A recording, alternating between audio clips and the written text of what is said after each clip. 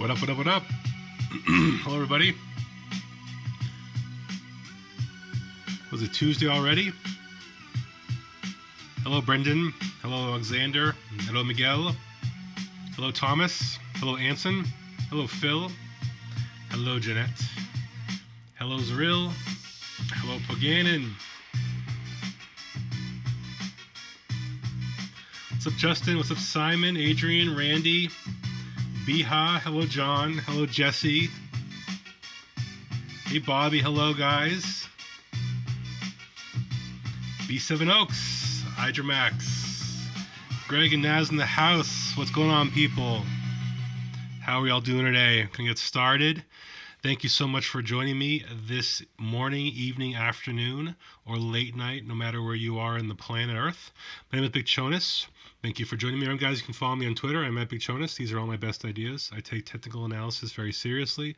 I'm a crypto trader, a mentor, a chart psychologist, an investor, a photographer, a chef. Please do your own research. Okay, so get some stuff out of the way first. I am happy to announce I've extended my mentoring program into September, changed it up just a little bit. Be a one-time $199 USD or BTC equivalent session lasting at least an hour. Most of mine last over an hour. And then if you wanted to add a second one, you can do that at a discounted price of $99. And if you wanted to schedule that, a few weeks out from our first one, that's kind of seems to be the thing that most people are doing. So August, great month, fully booked up, and I'm starting to open up slots for the first week in September. DM me or email me, bigchonis@gmail.com, if you have any interest. I'm also on Until One Mills great Discord trading room. I'm there with Vamp as well. Just tremendous content, tremendous TA, lots of packages to available. BigChonis package, okay, Vamp package. We got the bull, we got the bear.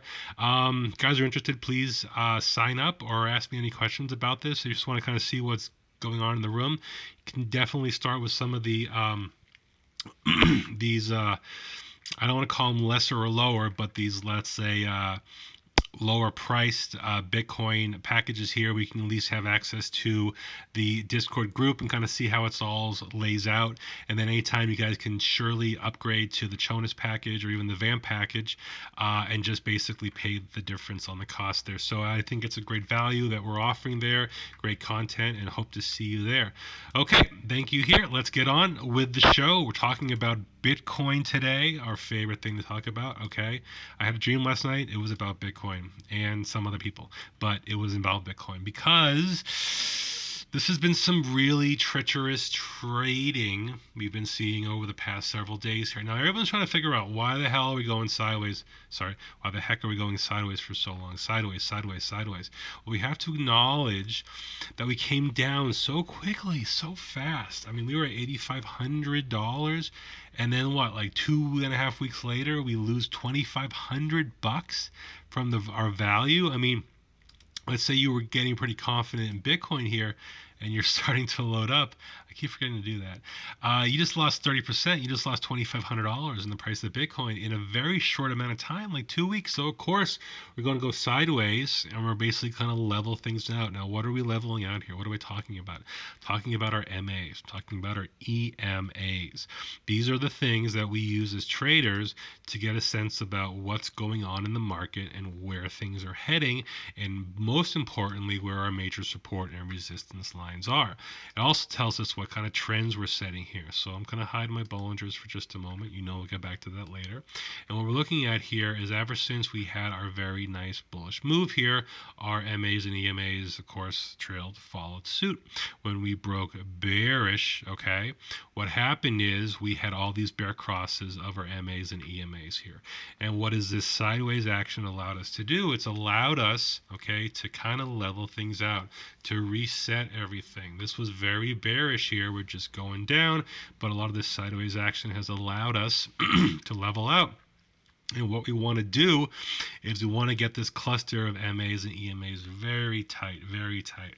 Because what can happen is called the fan out, where we get a big move in the price volume and the price action, and the MAs and EMAs start to fan out. Now, on larger time frames, it's not really that easy to see, but you can clearly see it on smaller ones here. So let's go in deep into Bitcoin. Let's kind of pull out to a larger view.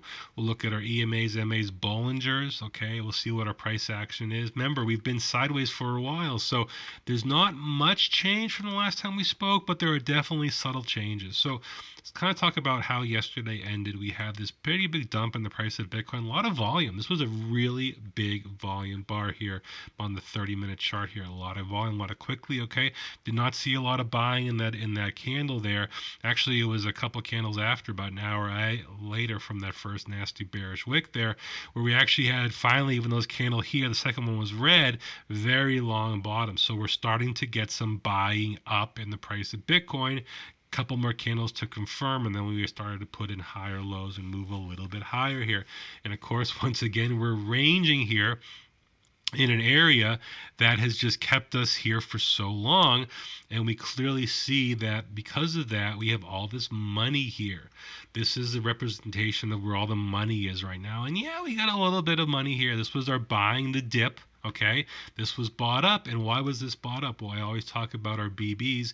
I always talk about certain time frames. So we see here on our 4-hour, this is the first time we actually broke bearish on our Bollingers, and we actually failed to hold support. Very similar to over here where we broke for one candle.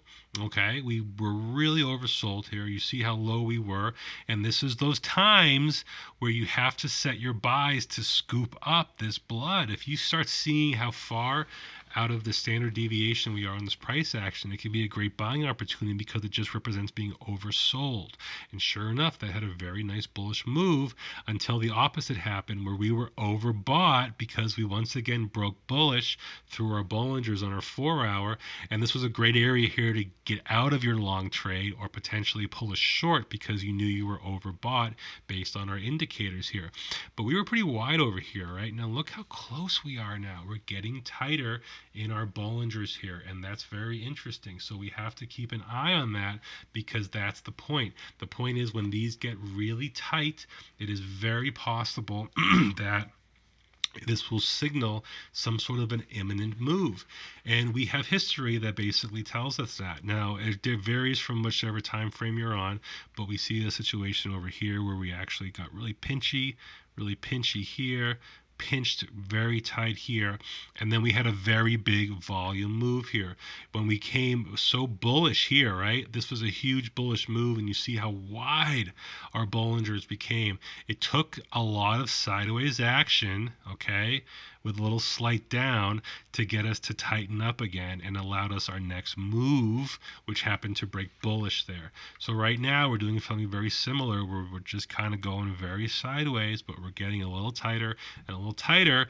And every time we get a little oversold or a little overbought, these are areas where profits are taken or where new trades are basically established. So we're going to keep watching that trend.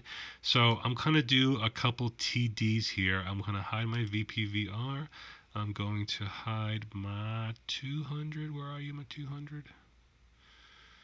Can't even see you. Man, trading is going to make this bigger. Why is this always so hard to see? I think that's why. There we go. All right, there it is. Okay, so we can get rid of that. Let's just kind of hide our EMAs here and MAs and get kind of clean up the chart here. And get this a little bit more. Good. Oh, what's left here? You know what? I'm going to leave this one. This is 50.26. Good. Okay. All right. So we have our clean chart here. I'm also going to get rid of our volume, and we're just looking at our candlesticks on the Coinbase here. Okay. So we're just talking about candlesticks and candlestick analysis here. So over these past couple of weeks here, we have these very large body candles here. Some are bearish, and some are a little bullish. Then we have these tight body candles here, long wicks, tight body, long wicks, tight body, long wicks, tight body.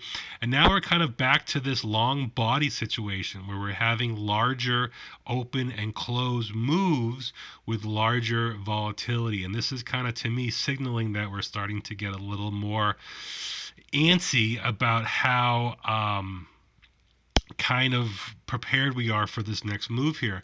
Now, I talked earlier in the show how this is bringing in a lot of this just as this sideways price action, we all remember that back in June and July, brought in a lot of this. So this is not unprecedented. This is what happens when you move very quickly.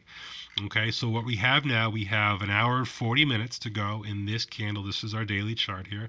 And let's face it, this is a decent looking candle here. It's very green. We started at 62.54. We're currently at 64.61. We wicked out just about 30 bucks higher. So currently our wick on our top is very short.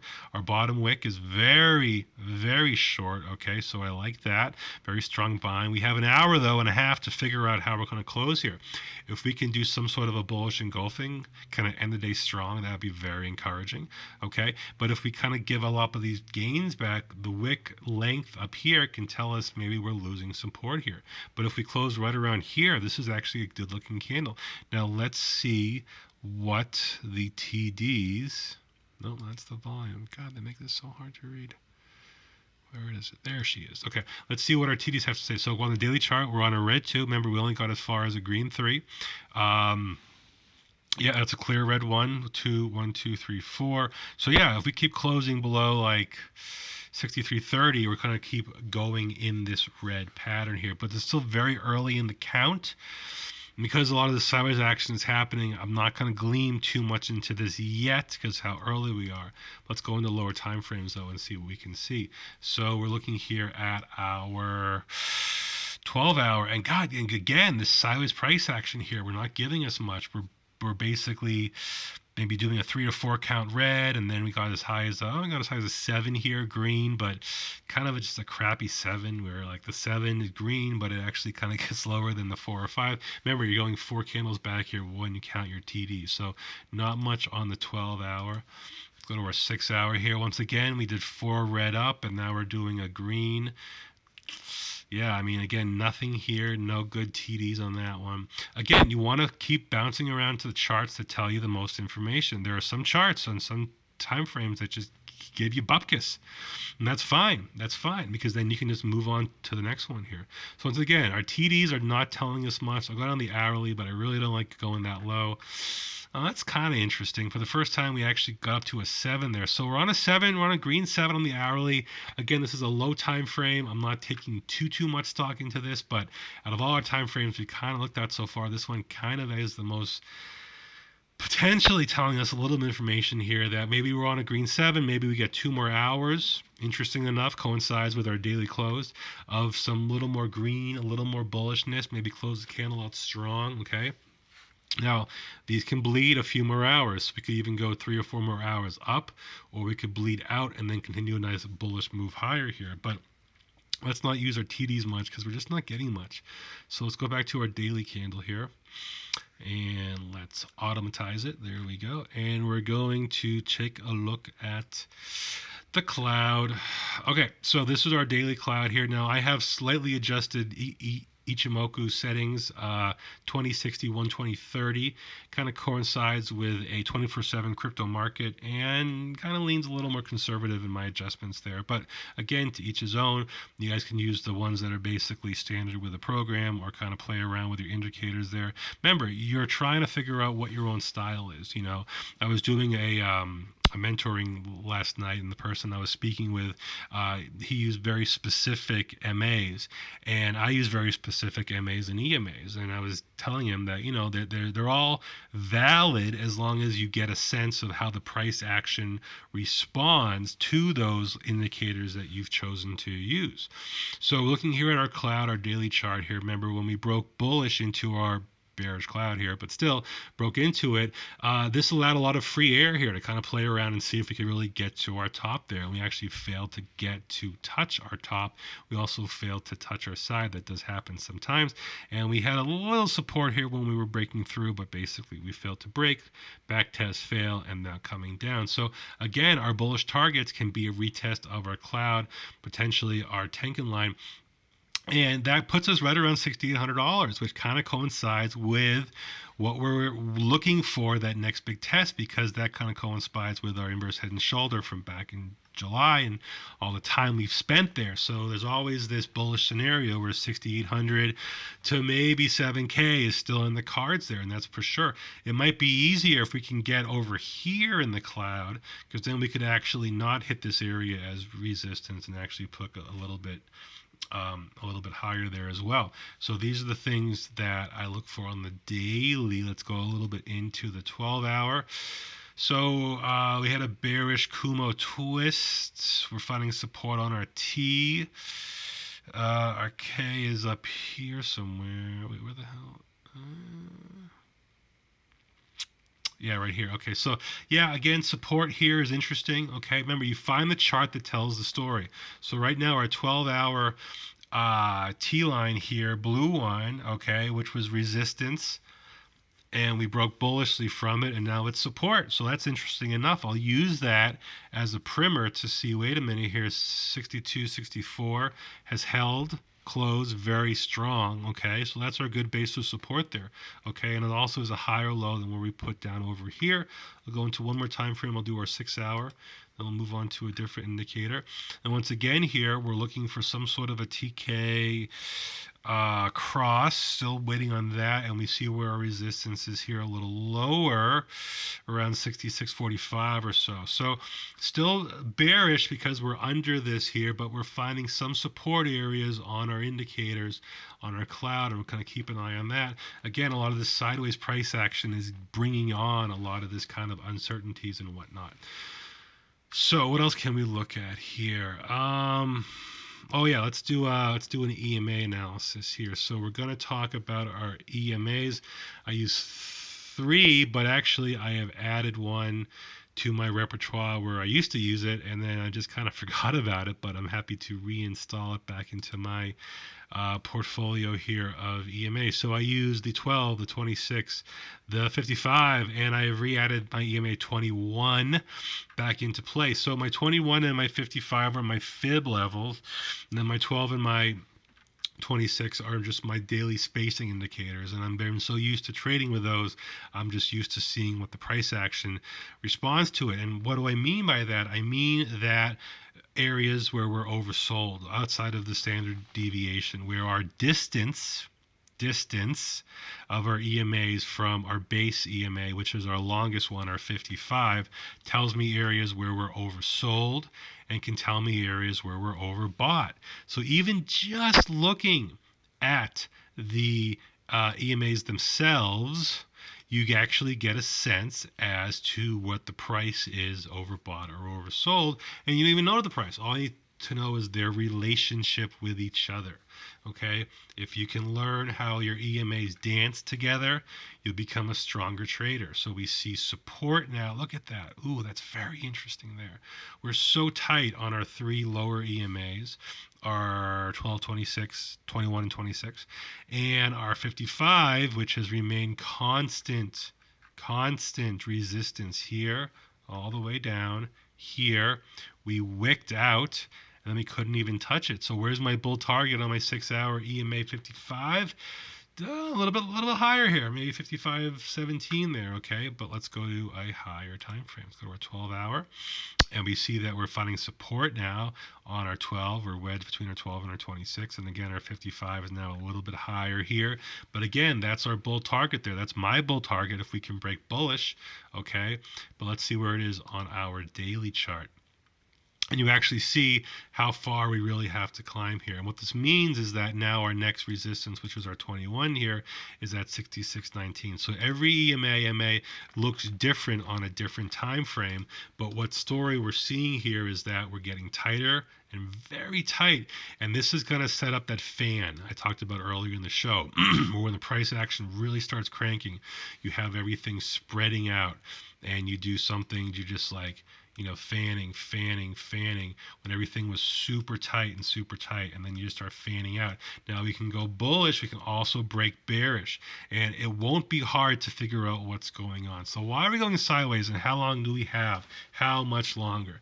And my answer to you is probably a couple more days. And the reason being is because our ETF announcement, which I believe is what the market is pretty much waiting on right now, is Thursday. Okay. It's less than 48 hours away.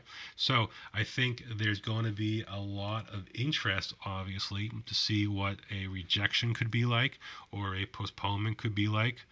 Okay, it's pretty much the consensus of what the market thinks is going to happen. Okay, if we got some sort of approval, okay, I mean that would be amazing, but we're not expecting it because I don't think we're ready. I don't think Bitcoin's ready. I don't think crypto is ready. But I'll be very encouraged to take a bullish position if we're able to break our yellow 55 here, which is held down the 6-hour chart, especially if the back test holds it and confirms it as support. Okay, so these are how I use my EMAs to determine that. Now I like to use my MAs on a very short time frame and also a very long time frame. So I'm going to pull those up. My 50, my 30, my 7, my 100, and my 200. Now my 7 and my 30 are pretty obvious. They're basically the weekly average and the monthly average. Okay. Now our EMA versus MA, what's the difference? EMA reacts faster to the price action. Okay. But the MAs are still valid in terms of what their price resistance lines are. We have our 50, our 100, and our 200 here. So I'm on the 6-hour chart. This is our red 200. This is our blue.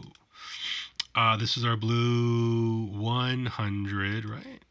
Yeah, yeah, yeah, yeah. Or 50. Oh, that's why. God darn it. Trading view.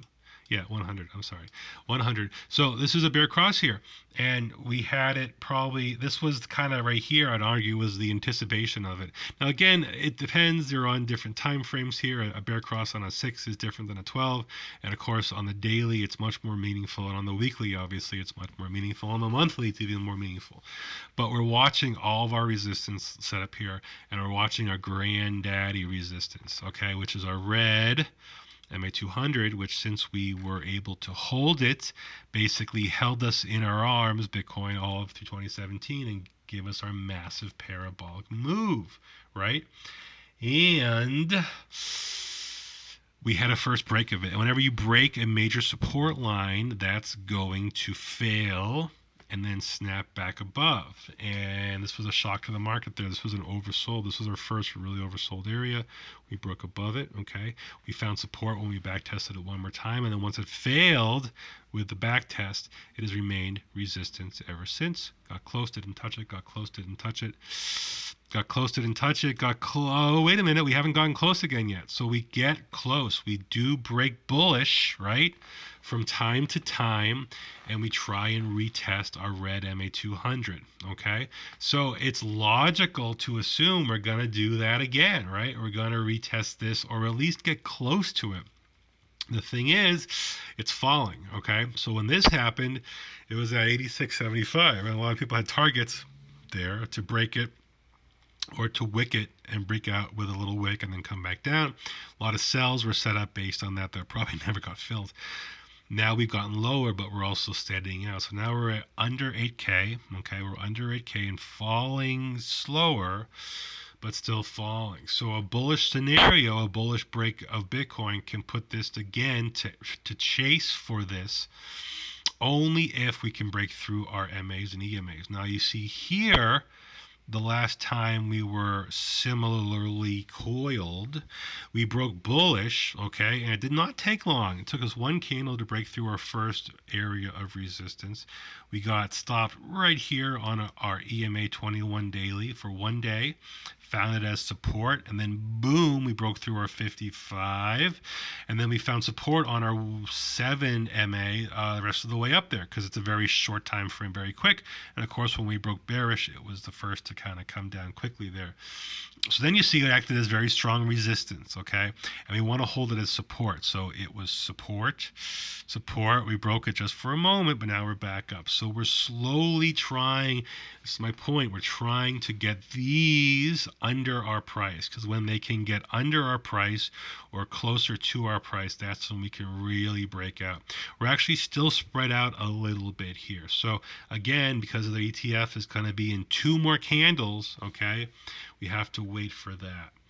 I'm going to check our shorts. Whoa, Bitcoin shorts, that is.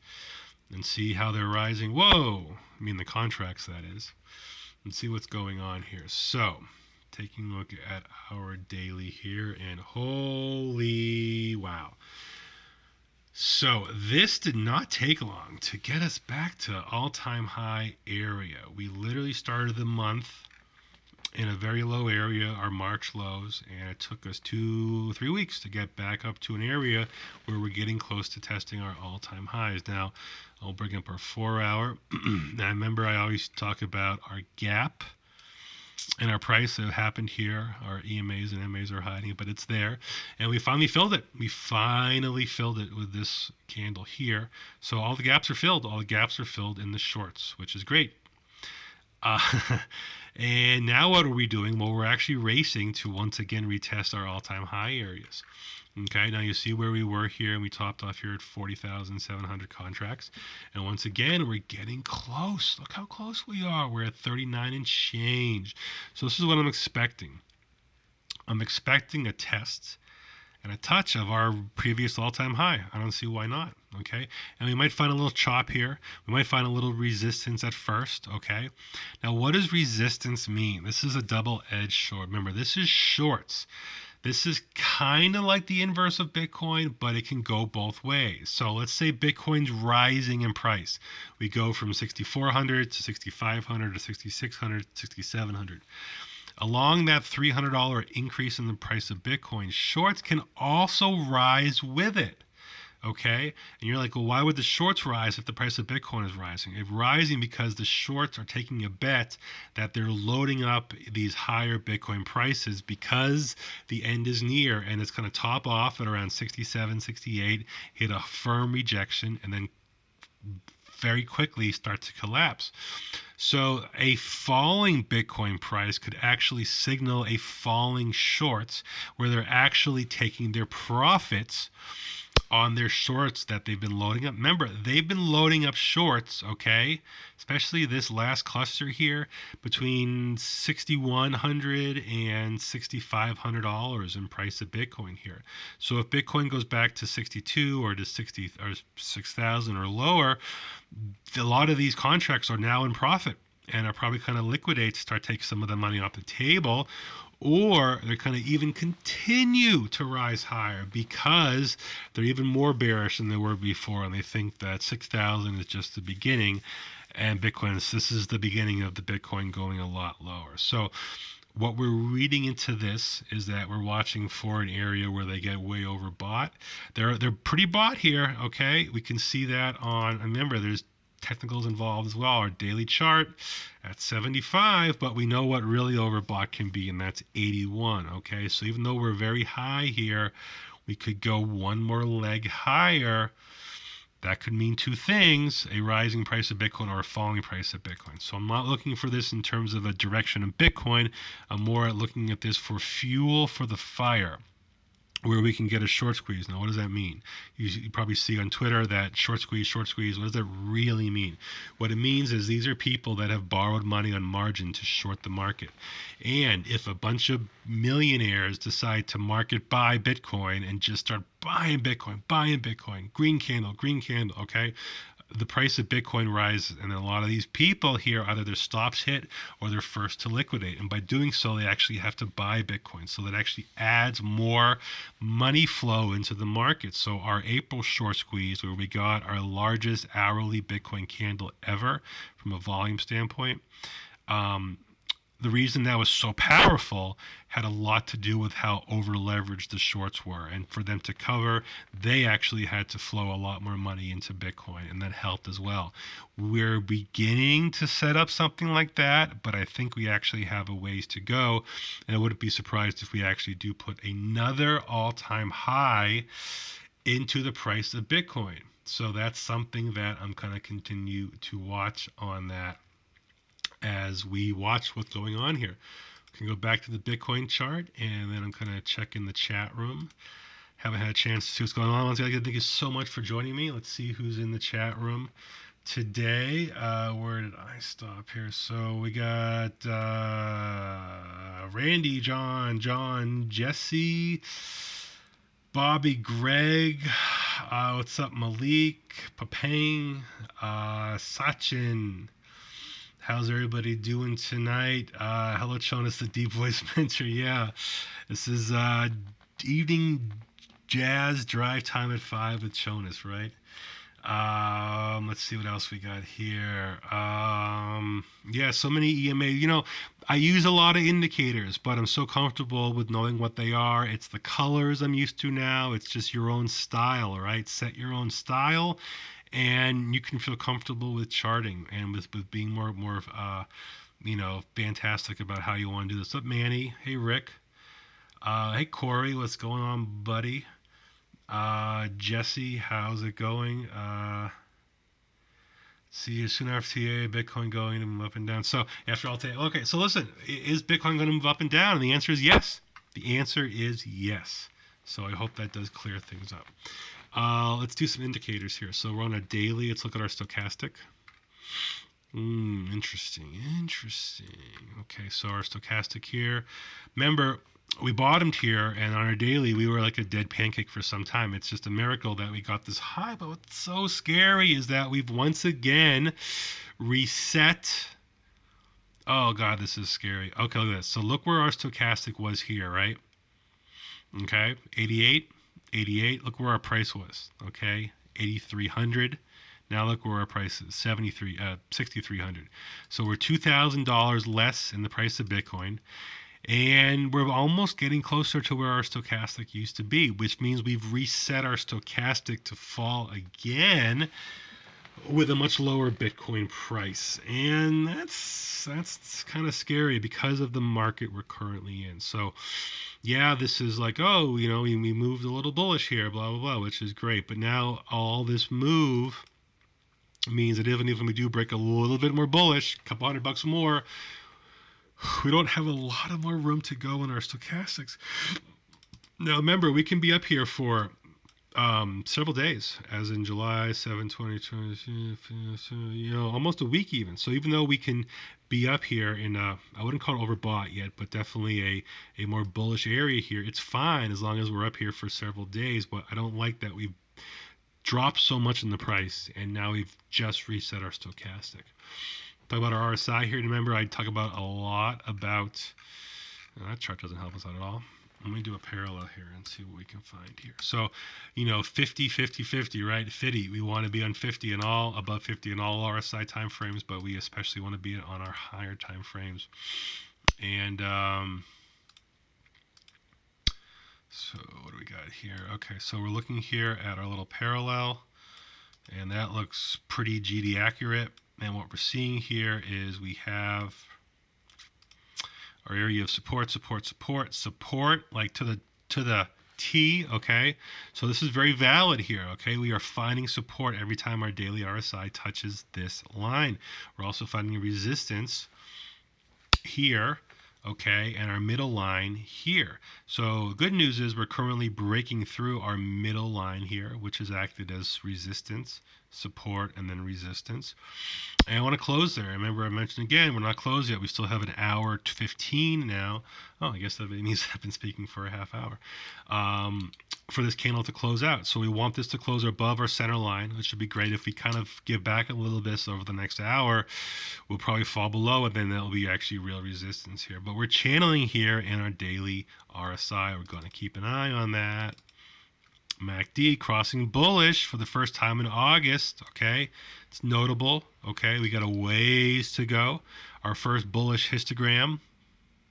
See that little guy there? Very little guy there, okay? Must be chilly outside. But we're just getting started here with this twist here. Remember, this has to close. We're waiting for this confirmation, but it looks pretty promising that we're going to get our first bull cross. Remember, this is a trailing indicator, so this is more of a broader idea of what's going on in the market and not so much the kind of trend change that would really kind of set things apart from others. I want to look at the 4-hour because that was also of interest. And I wanted to see us hold our zero line. We're just right there. Okay, we're actually crossing bullish once again.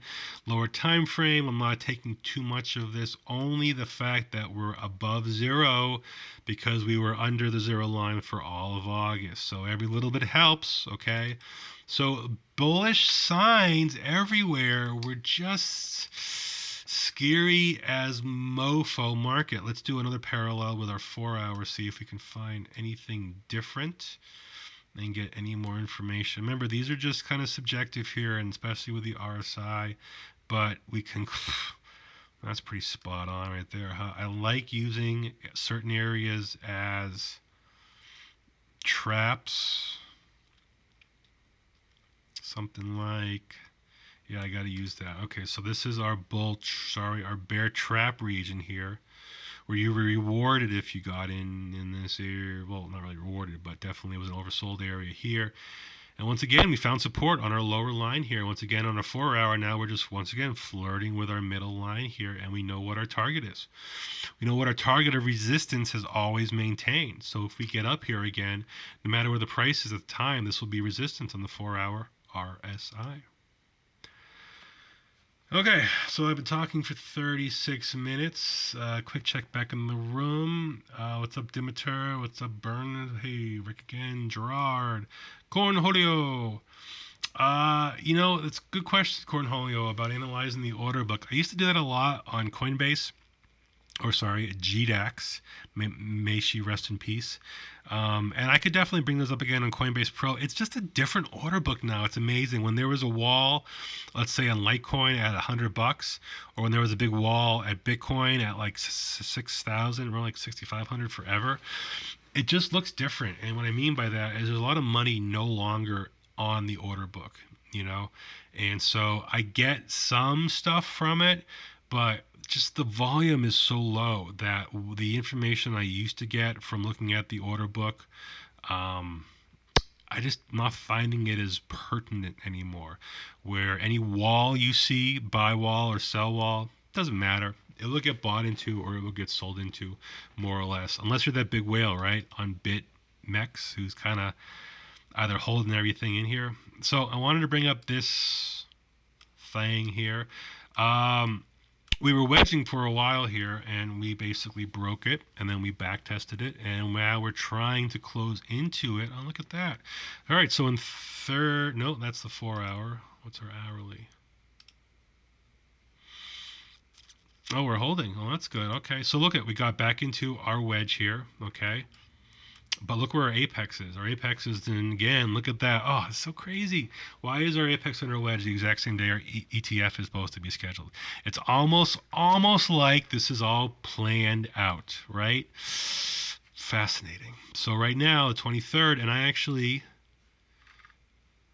tweeted this, there she is, about right here, where even though our wedge is here, and even though our apex is here, and even though we broke out of it here, we're still clawing back into it to get back in to basically hit our apex wedge, where I bet you this is the area where the fireworks are going to happen, and we're only a couple days away from that.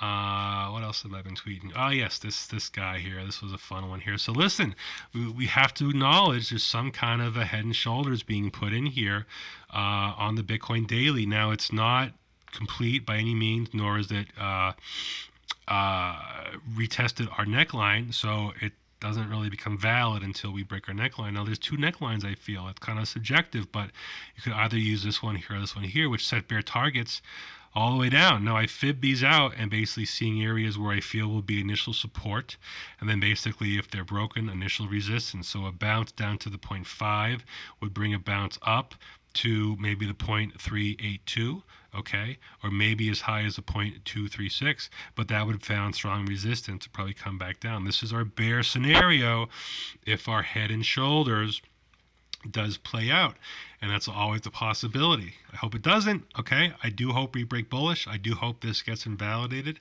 Okay, we all want a bullish Bitcoin because a bullish Bitcoin can bring up the entire market, alts included. Whew. Okay, guys, Thank you so much for joining me. This has been great. Okay, I'm going to leave you with this note. This is a very tough area here. Sideways price action. Okay, definitely flippable. Okay, but the market's waiting for this ETF decision. A lot of the bearish ETF news could already be priced in. Okay, it is possible. We're expecting it to go bearish. We're expecting it to be rejected, or at least postponed. So even if we do go bearish on the decision, it's still not to say that we're going to break crazy bearish just yet. But I know the chart and I know the parabola. In my experience in trading stocks that have had a similar parabolic parabola, you kind of see it a little more crazier on the log scale. Epic move, the most epic of all time.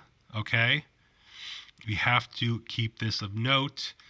And let me pull up an older, yes.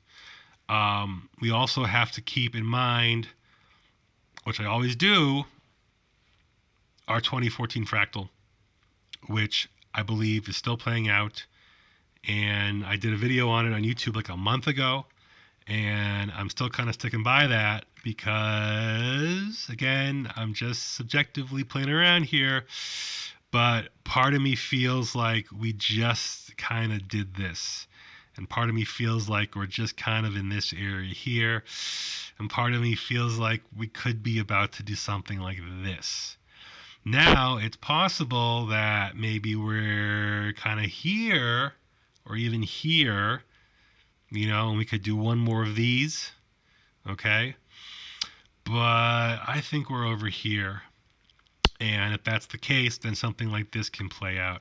But what also it shows us is there's a great bounce opportunity, several Mays down the way. So fractals are used for kind of interesting comparisons.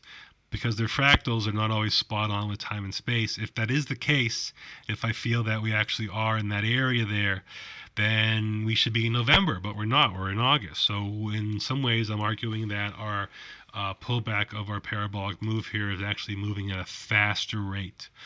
And as we see here, okay, we didn't go bullish.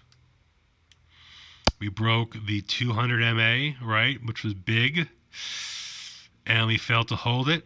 But once we broke it again for the second time, it pretty much held the whole way up except for a little wick here. Same deal here. We're under it.